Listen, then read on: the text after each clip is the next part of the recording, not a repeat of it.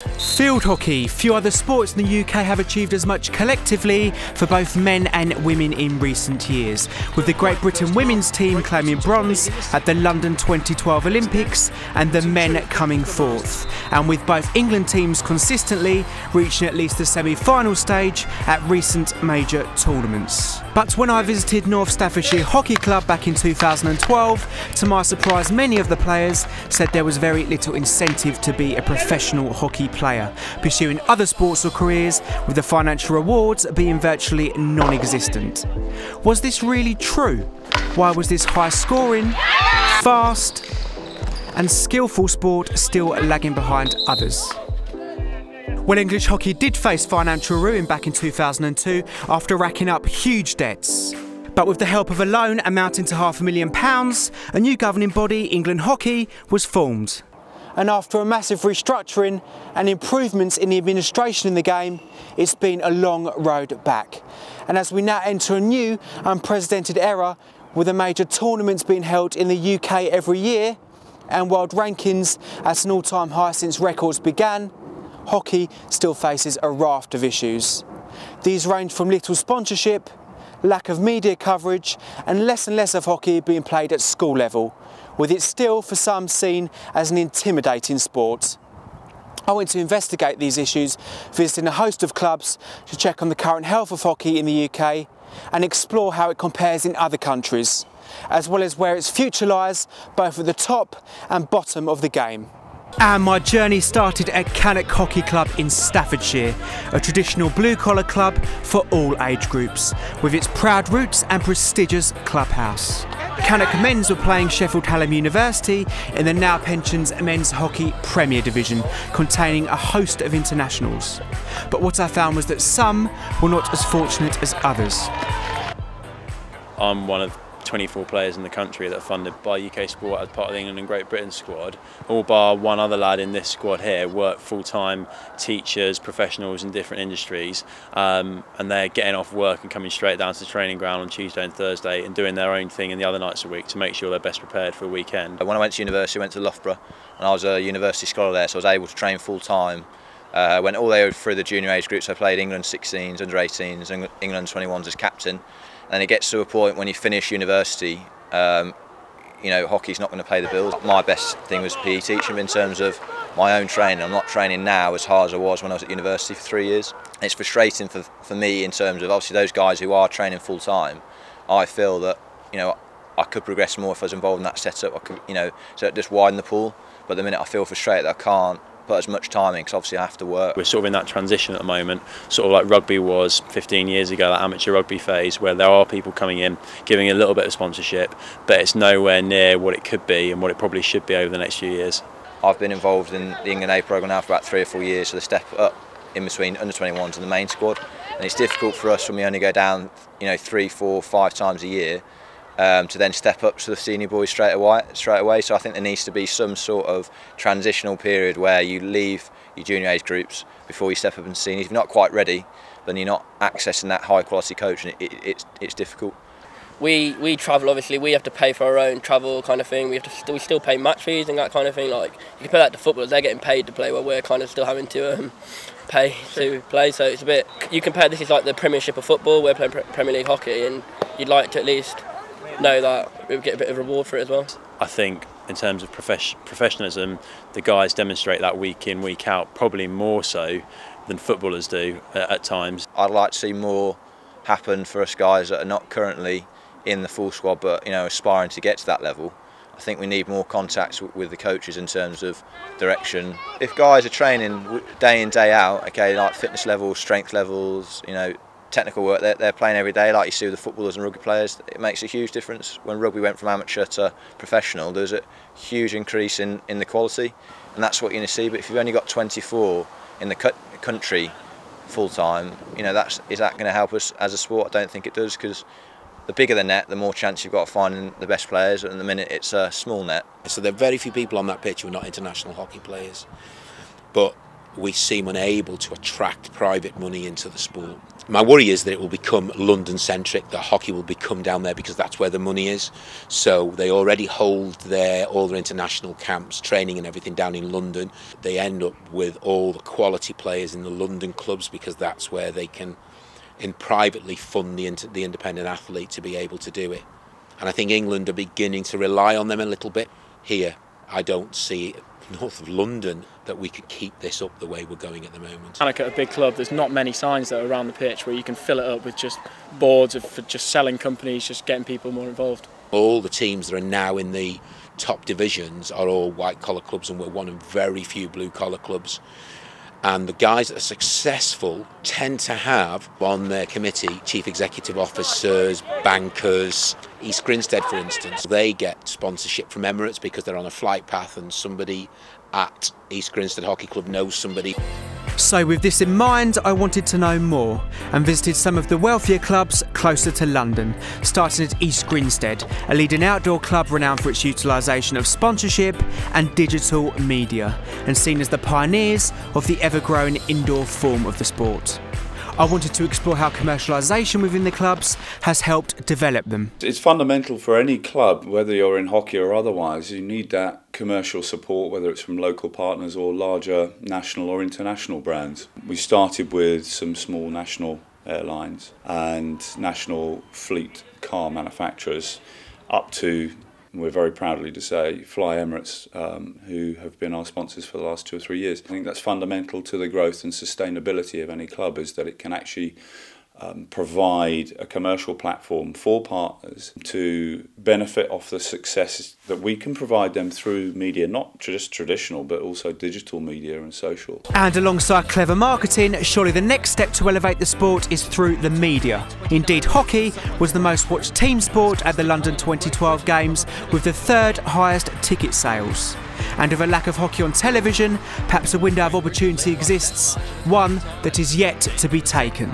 If you get success, then you get on TV, but obviously you need those more numbers and more kind of funding into the sport to increase the levels of success in the first place. Utilising digital mediums to put the sport out there at relatively low cost is certainly a very, very quick and easy way to get more exposure for the sport, because more traditional broadcasting channels are very expensive. I'm not saying that we shouldn't use them, because of course they are the prime time for getting the sport across to the masses, particularly via satellite and cable.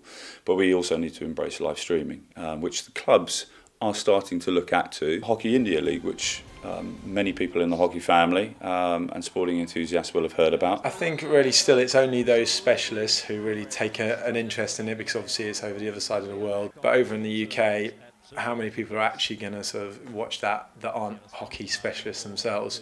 I'm not so sure.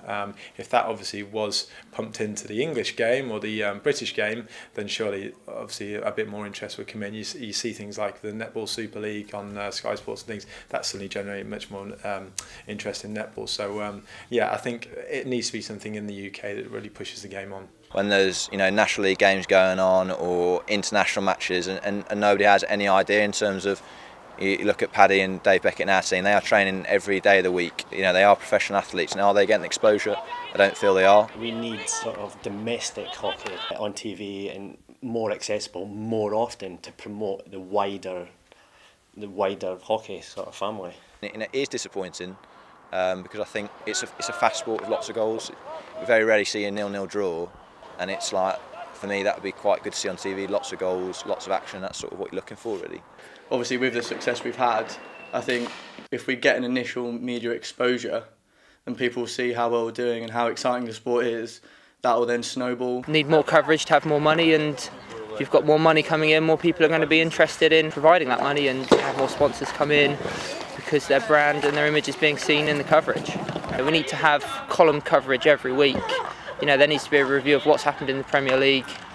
Getting the household names into hockey, and so that when people pick up hockey, they can see like, the top goal scorer is this guy. They know who the good players are. They know the teams. They know what's happening in the season, and then when it does come to the end of season and it's televised, there's more knowledge there. and people aren't just dipping into it for the first time. I do believe, having had the Olympics and seen the interest, that there is interest in a lot of sports and it just needs to be accessible, so we need to just make sure there's more variety, I think, on TV. So I headed to the University of Birmingham to speak to ladies' first team coach Phil Goodaham, who told me he'd been present during television negotiation meetings involving England hockey. Reading were the visitors in the Investec Women's Premier Division, and he offered some interesting insights into what the broadcasters demand.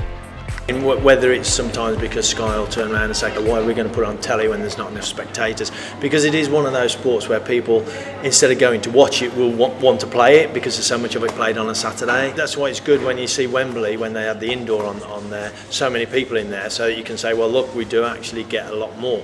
They'll probably televise the playoffs at the end of the year, and then it's, how can we get the league hockey onto it then? We get the end of season playoffs and things like that, and that will bring in crowds, and that shows them they've got the crowds, but it's jumping the next step, and I think that's the hardest bit. No one really knows when the big tournaments are on, and they're mainly on like YouTube channels, which is great, but why not be on Sky channels or like some of the indoor was? Yeah, so it's like advertised. There's no adverts currently saying, oh, there's a match on this weekend or anything like that. I've been in meetings where England hockey have been, and I know to get it on Sky, we actually have to pay for it to go on, which is a shame. We just haven't got the money in the sport. Rugby have done really well now, but they had so much money that put it into the sport that actually got it on there, which then took it, and then it's like just revolves then. I think we do have to look at that streaming route, and then once you get it on the streaming route and you can say, look, there's 100, 200,000 hits on these every week that we're watching the game, then you can do it. But Cannock's Andy Mitchell believes there are deeper issues around the sport, proving a stopping point for traditional broadcasters, those who really convert people into fans. It's quite difficult to follow on television. You can't see the ball because the ball's moving so quickly now. And so you have to really, I think it puts a lot of people off because they don't see it. And of course we tried in the Olympics by having a blue pitch and a yellow hockey ball, because apparently that shows up easier. It's not easier for the athletes because it's more difficult for the athletes because you get the glare of a blue pitch.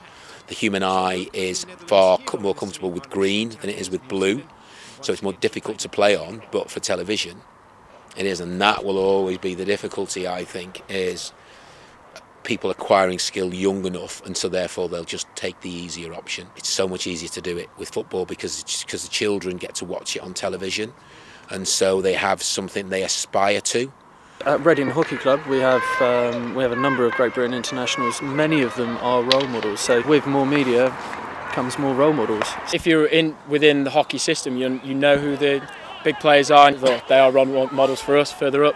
But the problem is, if it's obviously like it's not a household name, hockey players. Like say a country like Holland, they've got their superstar name. Like everyone in the country will know that superstars because they don't focus. Well, they do probably focus on one sport, but they kind of generalise it. Or like in England, it's all about football. And that's where I kind of struggle with it a bit, because hockey is a team sport. It's difficult to have one person push forward, because therefore it is then not a team sport. It's all about one person, and it can never be about one person. So again, that's where I think we can maybe change the media perspective, have the group being pushed forward, and look, this is what we're doing, this is what our group contains, this is what we're about as a team, and this is where we want to go. And I think it's something fresh, it's something new. I think that we need to push elitist sports, so get the top hockey on TV, because I feel like if the kids watch the top hockey, then people want to play more in the schools. So with little hockey on television, are less children inclined to play the sport?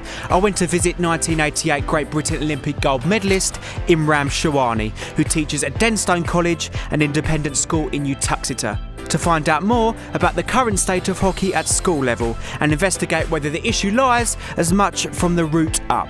The state school sector cannot afford to have AstroTurf pitches, and as a result of that, if they have the opportunity to go and find a nearby one, then that's going to be shared by lots of people. You know, when I'm coaching, we have 90 kids on each Astro. We're fortunate to have 2. Some clubs don't have any, so they have to use facilities elsewhere. That is a major problem, hence the reason that the majority of the hockey players do come from that sector. Yeah, I mean, I think historically, you look at hockey and it's been dominated by the public school sector and clubs. I don't think a lot of children at 7 get much contact time with hockey. I don't think primary schools have any contact time with it. My son goes to school and they have no hockey there. They've asked me to come in on occasions, but they've got no hockey sticks or anything. I didn't go to a private school, and at my school we didn't have an AstroTurf, so we didn't play hockey. Hockey was played on grass or indoors, because or like on gravel like we're on now. State schools aren't playing hockey as much anymore. It's very much an independent school thing, which is a massive shame. Private schools seem to push it a lot more, whereas if you go to a normal state school, you're more bound to be pushed towards rugby or football. And if you played hockey, you'd have to go to a club rather than to a school. Football, you just rock up to the park, stick 2 jumpers down at each end with a ball and you're good to go. Hockey, you need sticks, you need ball. Really, I think you need an AstroTurf for it to be anything approaching fun. Hockey stick is, for the school, they would be £50. 40 hockey sticks, 40 gum shields, because you only use them once, you're not going to put them in somebody else's mouth. And I think that's the issue. That will always be the issue with our sport. Furthermore, hockey's dangers make it an intimidating sport for schools to practice. To play hockey now, the schools insist that you have to have shin pads and gum shields. And I've got an 8-year-old boy myself, he could lose himself given a moment, never mind that. And so the schools opt for a football. I've been a school teacher, I understand the pressures you're under. You couldn't put hockey on, so it tends to be club after school clubs rather than actually put it into the lessons themselves. The fact that you could only play with the open stick and you couldn't cross people, there was an art to that. Nowadays, there's a lot of physical contact. It's very difficult to umpire, it's very quick. And as you rightly say, that's sometimes the danger element for young children is difficult. I'm teaching them now to do reverse stick hits. If somebody, if a child on the other side is trying to defend that and somebody's slashing a stick from the reverse, it is dangerous. It's a hard ball. The drag flicks are going at over 100 kilometres an hour, and people are standing on the line 16 yards away trying to stop it. It's relatively dangerous. Hopefully not get hit. I don't think that they're prepared for the speed the ball moves nowadays. And of course, when you're younger, you don't control it. So there's more and more ball is lifted nowadays than ever used to be. The ball used to be able to hit along the floor. With the advent of new sticks and carbon in the sticks, the ball's raised more often. So I think that does intimidate people into whether or not we actually want to be part of the sport. I think at school level kids see it as a dangerous sport that can hurt you. I think the hard ball puts people off. I think a real variation in ability within a class can put kids off, because I think certain kids would get intimidated by kids that might be better than them or a little bit more aggressive. A young boy came and he's never played the game before, and he just came on the pitch and ran up and down and helped himself fitness-wise, but I don't think he touched the ball in the whole game. And if he did, he would have miscontrolled it because he was technically not good enough, so that's intimidating. And do constant and drastic rule changes confuse and deter prospective fans? Hockey's massively complicated. If you've not watched hockey and you don't know the rules, I would sit there on TV, watching TV and not have the foggiest idea what was going on. So I think in that regard, there needs to be more information whilst the game's happening. I think the one thing hockey do very well is the fact that they do try to make rule changes when they can to make the game better, faster flowing sometimes, and maybe even more appealing to spectators. They're not scared of doing that, and I think that some of the sports could follow that quite a lot. This particular one, which was the own goal, didn't particularly work very well. Just to allow the fact that if it hit a defender's stick inside the D, after an attacker had played it from the outside of the D, previously that would have been a long corner, but now it meant that no matter what it hit in the D, it was a goal. Whereas now it goes back to, if it's hit in from outside, it's got to hit an attacker's stick inside the D for it to be claimed as a goal. It's so exciting to watch, but you do need to understand the rules. And I'm not so sure whether by changing the rules all the time, it's a good thing. There's a lot of pressure given from international level players that, it wasn't a true reflection of games and stuff like that. And I think it meant that hockey was being played in a way that people were just trying to smash it into the D, and they weren't actually trying to make goals. So overall then they took a decision that they would reverse that. You often find people cheering at things that are not to be cheered at because they don't know the game. I'm not sure if on our website we actually explain the rules, or, that's a valid point, I don't know if we do. But yeah, the technical and the rules of the game are intimidating probably if you don't know. And intimidating more people is the fact that hockey is a highly technical sport and one that requires specialist coaching, meaning state schools are less inclined to include it in their curriculum. Those specialists are kind of few and far between, certainly in the state schools. Obviously the private schools have got that much more money to throw at coaching, and so yeah, they tend to get the better coaches and obviously produce the better players. The public school have as good coaches as there are out there. You know, I visit lots of other public schools where they have ex-internationals in charge of hockey. It's too complex a sport to coach in schools. I don't think they commit enough time to give the children the technical ability to be able to play it. Technically, I think sometimes we have to work a lot harder than, say, some of the other sports, really. Because, of course, you've only got a 3-inch ball and a very slim hockey stick, whereas with football, you've got a big ball and you can use the rest of your body by your hands. So it's far more technical sport, and I think that's where the challenge will be, wanting people who want to challenge themselves in a technical sport.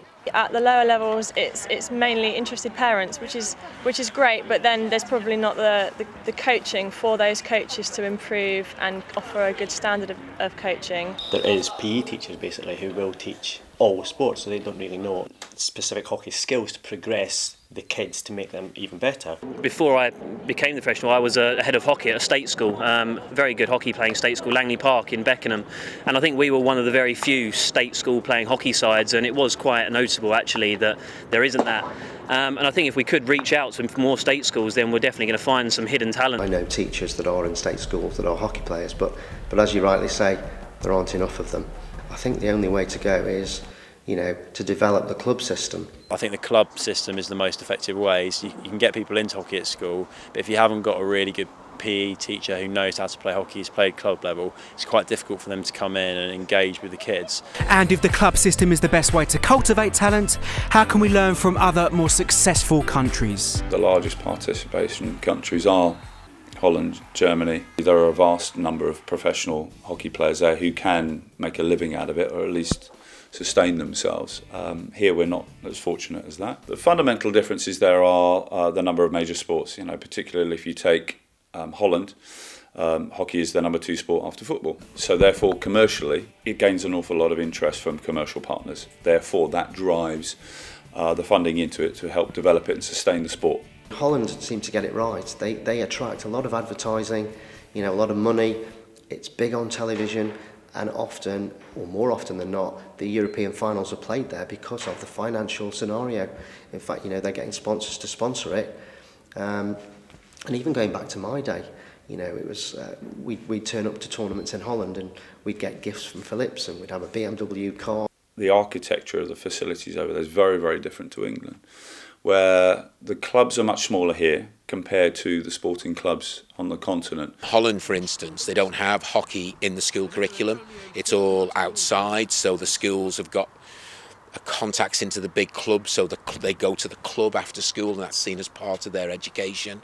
And perhaps that might be a way to go, but there's not enough money in the sport. We aren't in that kind of an architectural setup in terms of our hockey facilities, so that's a huge difference. When you compare to places like Holland where there's an Astro in every village and it's not quite part of our culture, it is part of the Dutch. In Australia you tend to find that the hockey is played more in the cities, and you've got central locations that are, you know, facilities that have maybe 2 or 3 international standard water-based pitches that a number of clubs will share.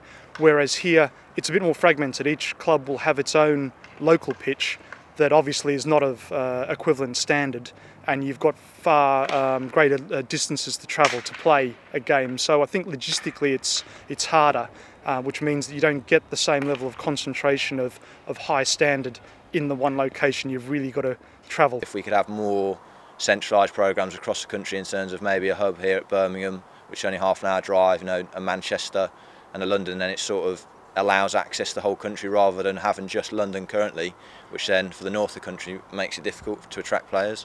I go to Uhlenhorst in Hamburg every year, and you go there, you see them starting at 4 years and 5 years of age. Then it's a culture. You know, the clubs have the kids with the families, they play tennis and they play hockey, and you know we have girls here at Denston that come from there, and you know they're fantastic by the time they get to 14, 15. We're starting at sort of 11, 12, so we're 5 years behind them. I'm not sure how many individual business people privately come in and support the development of new pitches compared to other countries such as Holland and Germany. In clubs you've got sort of 4,000, 5,000 juniors as a minimum, and we're one of the biggest junior sections in the country at Cannock, but we're not reaching any sort of figures like that. So what's next for hockey? How much money has filtered down into the club system post 2012? Indeed, with participation rates compared to other sports relatively low, are funds being utilised to drive up the numbers outside the very elite? Well, despite post-Olympic growth, participation rates are still lower than they were in 2008 and falling slowly. Obviously our sport and lots of other sports around the country rely on that funding from UK sport, and we're very fortunate to have maintained our funding after the Olympics, and there was obviously a lot of pressure on ourselves and the men's hockey team to try and medal, and fortunately we did, which means we retained our funding at the elite level, and Sport England obviously giving the sport to the grassroots. Investec on the women's side give their sponsorship to the grassroots, to Quick Sticks and to Back to Hockey. So there is lots of money going into those grassroots, and it's just important that we maintain that. Now that we're not going for the Olympics, money will be pushed to the very top of the game, because all of our funding will be based on our ranking in the world. So if we're going to keep any funding, it will be based on performance, and so money will go to the top of the game. Any money that comes to the bottom will be through the donation of parents, the hard work of parents. Now that the next Olympics are not in London, I don't know where the funding will go to. Not convinced it certainly won't come into the clubs. The clubs pay their subscriptions, and those subscriptions go to England Hockey, and then England Hockey choose where those funds are utilised. The clubs need a little bit more funding to employ coaches. Most of the clubs actually pay to use facilities. It shouldn't be always spent on those elite players.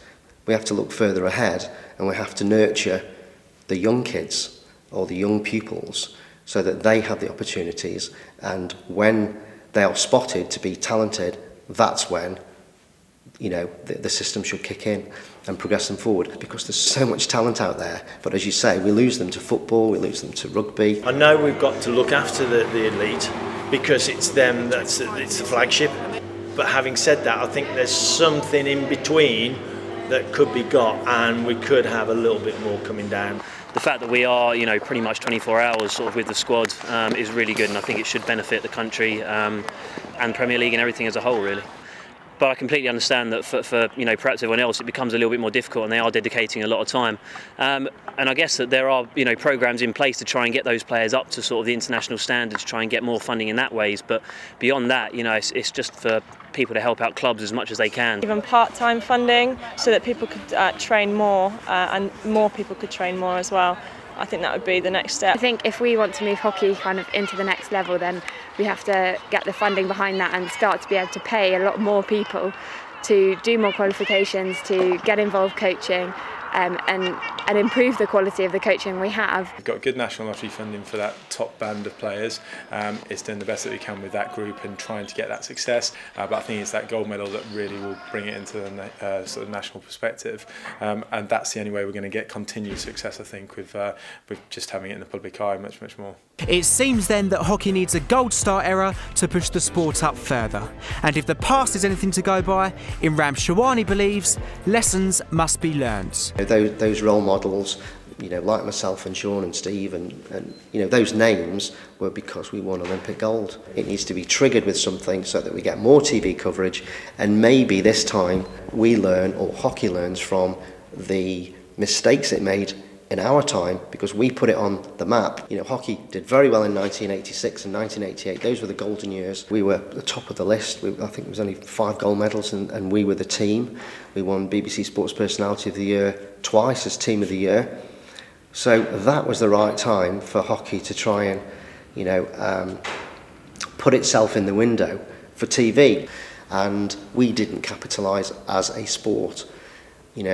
Next time we get that opportunity, that's when we need to capitalise on it. First we have to achieve, but when we do achieve, you know, we hit that goal target, we've got to really nurture it and be very careful with how we move it forward. And even if lessons are learnt, worryingly, hockey may not even be part of the Olympic future, with it only counting as 2 medals, a huge disadvantage. Whereas in cycling you can win, is it 27 medals are available at an Olympics, so therefore that they would invest in that. And the Olympic Association this year, I've had a look at which sports they wanted in, and hockey was right on the cusp of being knocked out altogether because it's expensive.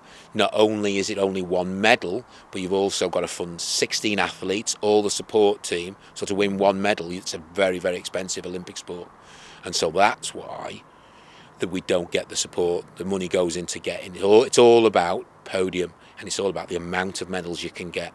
So therefore sports which you can win more than 1 medal in will always, and that I think would be the future of the Olympics. I could see hockey in 10, 12 years' time not being in the Olympics at all. It would just be a Commonwealth sport. And with the sport's Olympic status at risk, its future remains uncertain. Seen as arguably hockey's pinnacle tournament, UK sports funding for the full-time elite players is directly influenced by the event. And many attribute the build-up and legacy of the London 2012 Games, responsible not only for new forms of hockey being introduced, but in attracting new sponsorship deals and prompting cleverer marketing campaigns. This very threat, along with the many issues it faces, may mean hockey falls further behind. And for hockey to bridge that gap between other sports, much work is still required, with greater investments and changes in attitude towards hockey being needed both through education and marketing. But with Sport England's most recent cuts, aligned with the dominance of other sports fueled by television money, that gap may never be bridged for a fast and exciting sport that isn't where it should be, and one that perhaps deserves more.